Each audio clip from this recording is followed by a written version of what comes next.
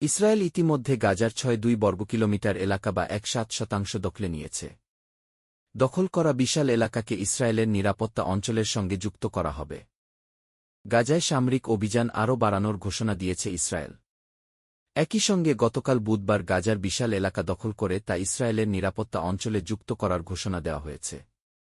একই সঙ্গে গাজার জনগণকে বিভিন্ন এলাকা ছেড়ে যেতে নির্দেশ দেওয়া হয়েছে। ইসরায়েলের প্রতিরক্ষামন্ত্রী ইসরায়েল কাৎজ এক বিবৃতিতে বলেন, যেসব এলাকায় লড়াই চলছে সেখান থেকে লোকজনকে সরে যেতে হবে। একই সঙ্গে তিনি গাজার জনগণকে হামাসকে নির্মূল করার আহ্বান জানান। কাৎজ বলেন, হামাসকে নির্মূল করে ইসরায়েলি জিম্মিদের ফেরত দেওয়াটাই যুদ্ধ বন্ধের একমাত্র পথ।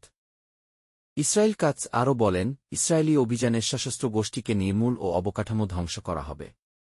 দখলকৃত বিশাল এলাকাকে ইসরায়েলের নিরাপত্তা অঞ্চলের সঙ্গে যুক্ত করা হবে। প্রতিরক্ষা প্রধান এক বিবৃতিতে বলেছেন, সন্ত্রাসী ও তাদের অবকাঠামো ধ্বংস ও নির্মূলের জন্য গাজায় ইসরায়েলি সেনাবাহিনী থাকবে।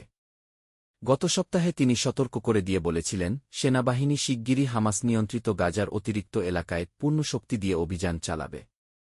এদিকে ফিলিস্তিনের স্বাধীনতাকামী সংগঠন হামাসের জ্যেষ্ঠ কর্মকর্তা বাসেম নাইম বার্তা সংস্থা রয়টার্সকে বলেন, জিম্মিদের কেবল আলোচনার মাধ্যমেই মুক্তি দেওয়া হবে, সামরিক চাপের মাধ্যমে নয়।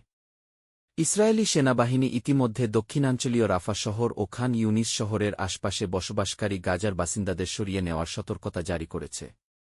তাদের আগে মানবিক করিডোর হিসেবে ব্যবহৃত আল মাওয়াসি এলাকায় চলে যেতে বলা হয়েছে। গাজার স্বাস্থ্য মন্ত্রণালয় বলেছে, গতকাল বুধবার ইসরায়েলি হামলায় 4 জন নিহত হয়েছেন। এর মধ্যে জাতিসংঘের এক ক্লিনিকে হামলায় শিশুসহ 9 জন নিহত হয়েছে। ফিলিস্তিনি রেডিওর তথ্য অনুযায়ী, রাফা খালি করার নির্দেশ দেওয়ার পর ওই এলাকা প্রায় জনশূন্য হয়ে গেছে। ইসরায়েল কার্যের বিবৃতিতে ইসরায়েল কিভাবে গাজার বিভিন্ন এলাকা দখল করবে এবং তা স্থায়ী হবে কিনা তা স্পষ্ট করা হয়নি। বিশ্বের অন্যতম ঘনবসতিপূর্ণ এলাকা গাজার ভূখণ্ড আরও দখল করলে সেখানকার জনগণের উপর আরও চাপ বাড়বে।